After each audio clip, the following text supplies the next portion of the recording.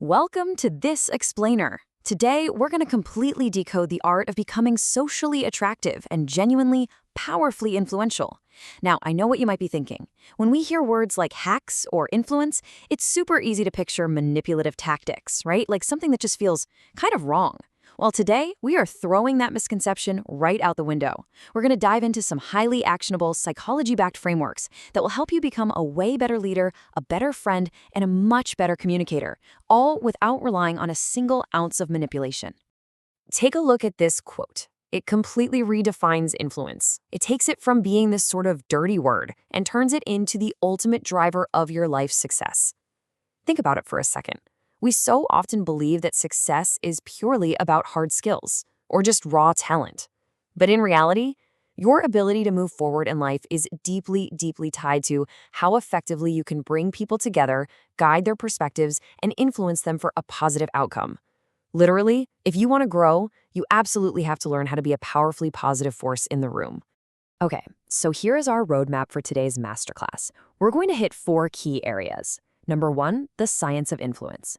Number 2, forming instant, genuine connections. Number 3, deepening your interpersonal relationships. And finally, number 4, mastering high-stakes situations. Let's get right into it. Section 1, the science of influence, shifting your networking mindset. To really kick off our journey here, we have to start by dismantling a super common yet surprisingly destructive myth about how we're supposed to act when we meet new people. So here's the crucial, brutal truth. Nobody really cares about how amazing you are. I know, ouch, right? We're constantly told that to build a great network, we need to be incredibly interesting. Like we need to walk into a room or rattle off our achievements, show off our skills, and just dazzle everybody. But honestly, after years of studying human connection, the truth is actually the exact opposite. You form instant, rock-solid connections by taking a step back. Listen, everyone loves to talk about themselves, but there is a massive shortage of people who are willing to truly, genuinely listen. If you become that rare listener, people will naturally find you fascinating. Moving on to Section 2, forming instant, genuine connections, actionable tools for everyday impact. Let's see how this listener mindset actually translates into practical techniques you can use effortlessly in your daily life. We've all had those moments where we just need a quick favor, right? A colleague needs to send an email, a friend to grab you some water, or you need someone to edit a video. And our default habit is almost always to ask a question. But here's the thing, asking a question accidentally gives them a super easy escape route to just say no. So instead of asking a question that invites a yes or no response, you should actually start telling people what to do. But, and this is the absolute key, you always anchor that sentence with the word please. You swap out the hesitant question for a polite directive, like, please edit this video for me. And wow, does this illustrate the sheer psychological power of that tiny framing tweak? A massive 74% of people simply cannot say no when you start your request with, please do this. It completely bypasses that critical, questioning filter in their brain and immediately frames the whole interaction as a polite instruction rather than something up for debate. It's just a tiny grammatical shift, but it completely transforms how people respond to you. All right, Section 3, deepening your interpersonal relationships, moving beyond the surface level.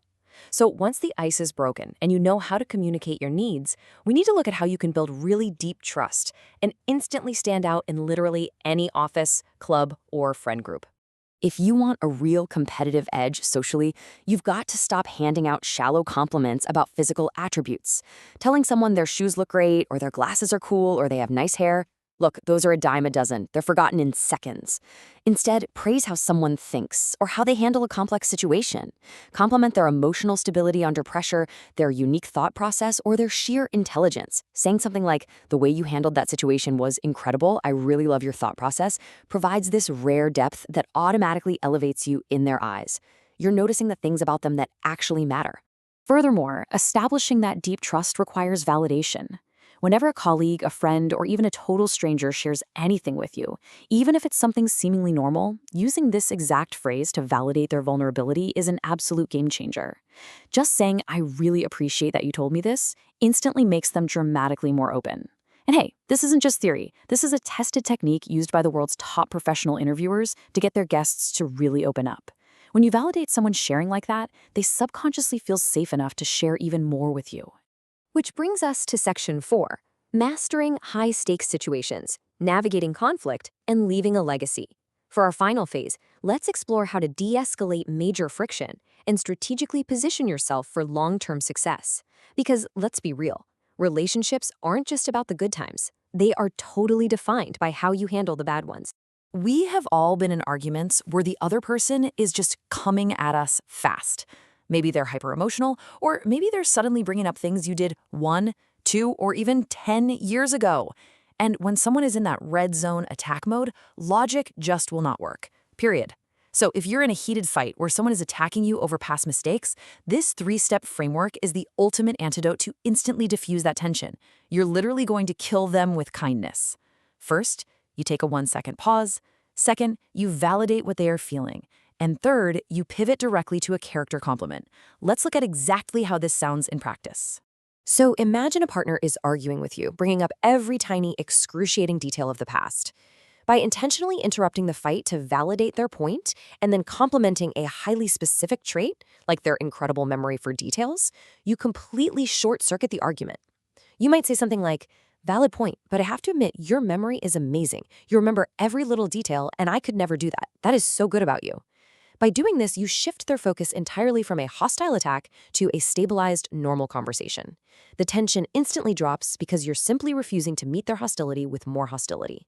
Now, shifting gears and thinking about major career moments and leaving a lasting impression, you absolutely must recognize a fundamental flaw in human memory. Think about it for a second. Humans basically forget the entire middle of their day. They vividly remember how it started, and they remember exactly how it ended. It's called the primacy and recency effect. And honestly, this biological quirk gives you a massive, massive strategic advantage for your professional life. If you are sandwiched in the middle of a busy schedule, you are fighting an uphill battle against human psychology to even be remembered. Whether it's a crucial job interview, a massive fundraising pitch, or even a first date, you must fight to be either the very first meeting of the day or the absolute last. If you are that 9 a.m. meeting, you set the benchmark. Everyone else is compared to you. If you are the 5 p.m. meeting, you are the final lingering thought they take home with them. You ensure your impression survives the longest simply by controlling your spot on the calendar. It's brilliant.